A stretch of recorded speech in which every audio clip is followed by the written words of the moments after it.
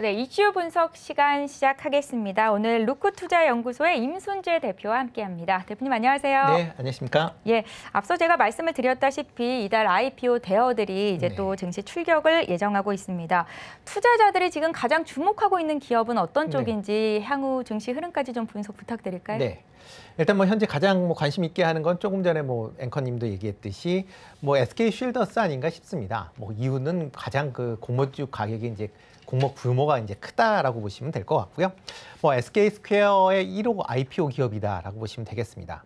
보안 업체로는 지금 S1에 의해서 두 번째 이제 규모를 기록을 하고 있고요. 네. 브랜드명은 이제 ADT 캡스라는 이제 그런 브랜드로 아마 더 알려져 있는 그런 회사다라고 보시면 되겠습니다. 일단 작년 매출이 1.5조, 그다음에 영업이익이 1,218억을 기록을 했고요. 일단 공모 규모가 지금 1조 원 전후로 지금 예상을 달고 있습니다. 공모 밴드에 따라서 지금 31,000원에서 38,000원 사이로 지금 예상이 되고 있는데요. 일단 8,400억에서 1조 500억 그 정도 사이니까 상당히 규모가 크다라고 보시면 되겠습니다. 일단 4단으로만 결정이 된다라고 해도 시가총액이 2조 8,500억. 상당히 이제 규모는 이제 크다라고 보시면 될 것 같고요. 1위 업체인 S1의 이제 2조 6천억에 비해서 더 큰 그런 규모를 이제 기록을 하게 됩니다. 그러다 보니까 지금 이제 공모 가격에 대한 이제 고평가 논란이 있을 수밖에 없는 그런 상황이고요.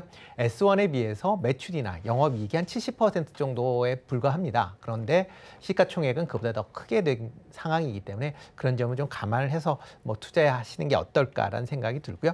그다음에 이제 조금 관심 있게 보셔야 될 건 이제 대명에너지입니다. 대명에너지는 지난 이제 2월 달에 이제 IPO를 진행을 하려다가 실패를 했고요. 네. 이번에 이제 다시 IPO를 하는데 이번 5월 달 IPO의 이제 첫 번째 그런 이제 회사다 보니까 과연 IPO 시장을 어떻게 움직일지에 대한 이제 방향타 역할을 할 수 있는 그런 회사다라고 생각이 되고요. 그래서 좀 관심 있게 보시면 어떨까 싶고요. 네. 일단 전체적으로 이번 5월 달에 이제 하는 것 중에서 조금 개인적으로 좀 관심 있게 보는 종목은 가온칩스라는 회사입니다. 시스템 반도체 디자인 솔루션을 이제 제공하는 그런 회사다라고 보시면 되는데요. 디자인 솔루션이 어떤 거냐면 팹리스에서 이제 반도체에 대한 설계를 하게 되면 그걸 파운드리 업체에서 생산을 하게 됩니다. 근데 두 개 회사를 연결을 해주는 그런 회사가 이제 디자인 솔루션 회사다라고 보시면 될 것 같고요. 특히 이제 공정이 미세화될수록 디자인 솔루션 회사에 대한 수요가 계속 지금 증가하는 그런 모습들 좀 보이고 있습니다. 그렇기 때문에 최근에 공정의 첨단화 또 이제 미세화가 진행될수록 디자인 솔루션 회사들에 대한 매출 부분도 상당 부분 증가할 수 있을 것이다라고 생각을 하고 있고요. 네. 이와 관련돼서 지금 가온칩스 같은 경우는 삼성전자, 그다음에 ARM에 관련된 두 회사의 이제 디자인 솔루션의 이제 파트너사를 지금 하고 있는 그런 상황이고요. 또 특히 이제 베스트 디자인 솔루션 파트너사로 지금 선정이 되어 있는 그런 상황입니다. 그리고 매출도 계속 꾸준하게 지금 증가를 하고 있는 그런 모습이고요. 매출은 작년에 이제 322억을 기록을 했는데 전년보다 89% 증가한 모습. 그다음에 영업이익도 2배 정도 증가한 62억 원을 기록을 하니까요. 네. 한번 좀 관심 있게 보시면 어떨까 싶습니다. 예, 가온칩스까지 어떤 종목을 주목하고 계신지 의견을 들어봤습니다. 5월 달에 기업 공개를 앞둔 기업들에 대해서 투자자들이 옥석 가리기를 해야 된다라는 분석이 높던데요. 네네. 왜냐하면 시장 분위기가 굉장히 지지부진하지 않습니까? 네, 그렇죠. 이런 시기에 또 기업 공개를 하는 기업들은 성적이 좋지 않을 수도 있으니까 그럴 것 같고요. 말씀하신 것처럼 실적이 중요할 것 같은데 좀 구체적으로 좀 봐주시겠어요? 네, 일단 IPO를 성공을 하기 위해서는 기업 실적뿐만 아니라 이제 향후 성장성도 상당히 중요하다라고 생각하시면 될 것 같습니다. 네. 기업 실적이 다소 부진하더라도 이제 향후 성장성이 충분히 입증이 된다라고 하게 되면 현재 상장을 진행을 할 수 있는 거고요. 대표적으로 원스토어 같은 경우에 작년 실적은 이제 적자를 기록을 했습니다. 그럼에도 불구하고 향후에 이제 성장성이 기대가 되면서 특례 상장을 해서 이제 IPO를 진행하고 있다라고 보시면 될 것 같고요. 네. 또 4월 달에 지금 이제 상장을 해서 이제 이슈가 됐었죠. 4x4 관련돼서 일단 실적도 상당히 좋고 기업 내용도 상당히 좋으면서 향후 성장성도 상당히 기대가 된다라는 겁니다. 일단 메타버스나 VFX 관련된 상장 기업 중에서 보기 드문 이제 흑자 기업이다라는 거고요. 그리고 또 하나 이제 VFX 내에서 시장 점유율이 계속 증가를 하는 그런 모습을 보이고 있습니다. 2018년도에 6.6% 이제 시장 점유율이었는데 뭐 2020년도엔 12.3%로 뭐 2년 새 2배 정도 시장 점유율이 증가를 했고요.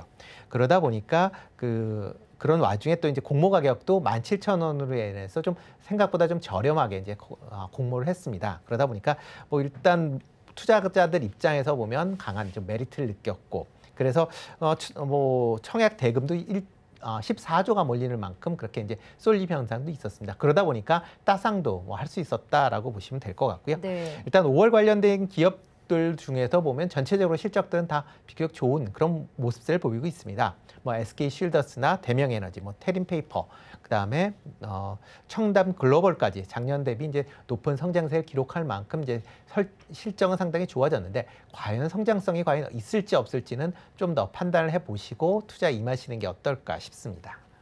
그 올해 1월에 이게 LG 에너지 솔루션 상장했을 때 제 주변에서도 정말 주식의 일자도 모르는 친구조차도 나 이번에 공모주 청약할 거야라는 이야기를 네, 할 그렇죠. 정도로 시장이 굉장히 과열돼 있었거든요.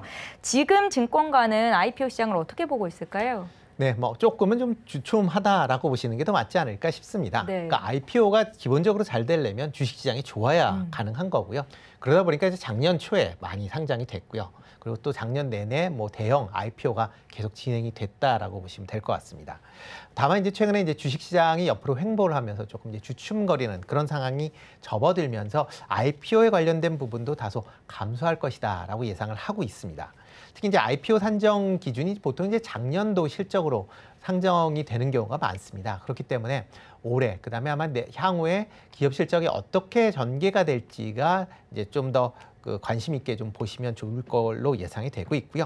특히 이제 올해 같은 경우에 대외 여건이 좀 안 좋은 그런 상황이다 보니까 실적이 다소 좀 부진할 수도 있다라는 그런 우려가 나와 있는 그런 상황입니다. 그러니까 그런 점은 좀 관심 있게 좀 보시면 어떨까라는 생각이 들고 있고요. 특히 이제 적정 주가 이하의 그 공모주에 대해서는 관심은 여전히 큰 그런 상황이다라고 보시면 되겠습니다. 뭐 LG 에너지 솔루션 같은 경우는 뭐 고평가 논란이 있었는데, 네. 일단 고평가 논란이 있었던 종목에 대해서는 일단 투자하실 때 유의하시는 게 어떨까라는 생각이 들고요. 그 외에 조금 시장에서 관심이 좀 적은 그런 이제 중소형 관련된 종목에 대한 IPO에 좀 더 관심을 가지시는 게 좀 낫지 않을까라는 생각을 해보고 있습니다. 그런 기업들은 이제 기업 실적도 어느 정도 받쳐주는 그런 상황이고, 향후 성장성도 기대해 볼 수 있는 그런 신기술을 보유한 기업들이 많기 때문에 대형 관련 IPO보다는 중소형주의 IPO에 좀 더 관심을 갖고 접근해 보시는 게 어떨까라는 생각을 해봅니다. 당장 내일 예정돼 있는 이 대명 에너지에 대한 생각이 어떨지를 여쭤보고 싶은데요. 청약 접수가 예정이 돼 있습니다. 이번이 코스닥 상장 재도전이다 앞서서 말씀해 주신 바도 있는데요. 며칠 전에 인수위가 신재생에너지 육성을 강조한 바 있어서 성공을 좀 거둘 수 있을 거다라는 기대감도 있거든요. 네. 어떻게 보세요? 일단 뭐 태양광 관련된 이제 신재생 토탈 솔루션을 제공하는 업체입니다. 네. 그렇기 때문에 신재생 관련된 분야로 뭐 이슈몰이를 한다라고 하게 되면 당연히 시장 내에서 관심을 많이 받으실 걸로 예상이 되고 있고요. 특히 이제 2월에 IPO에 이제 기관 이제 수요 예측 참여가 그러니까 미진해지면서 상장을 철회를 했습니다. 그러면서 일단 그때 당시보다 발행 조건이 투자자 입장에서 보면 더 개선이 됐다라고 보시면 될 것 같고요. 뭐 구주 매출 관련돼서 그 기존에는 이제 450만 주에서 250만 주로 이제 줄었습니다. 그러다 보니까 유통 주식 물량이 상당히 좀 제한적일 수밖에 없는 그런 상황이고요. 공모 금액도 지난 이제 2월 달에는 상단을 29,000원을 예상을 했었는데 이번에는 18,000원으로 10,000원 가까이 낮췄습니다. 네. 그만큼 투자자 입장에서 보면 투자 수익률을 좀 더 높일 수 있는 그런 이제 계기가 됐다. 그렇기 때문에 아마 그 관련된 그 IPO는 아마 성공을 할 걸로 그렇게 예상을 하고 있습니다. 네. 특히 이제 금일 같은 경우에 이제 최종적인 이제 IPO 가격이 아마 결정이 될 걸로 예상이 되는데요. 그 결정 그 금액과 그다음에 또 이제 기관들이 얼마만큼 수요 예측에 참여했는지에 대한 부분도 좀 관심 있게 좀 보시면 어떨까라는 생각이 들고요.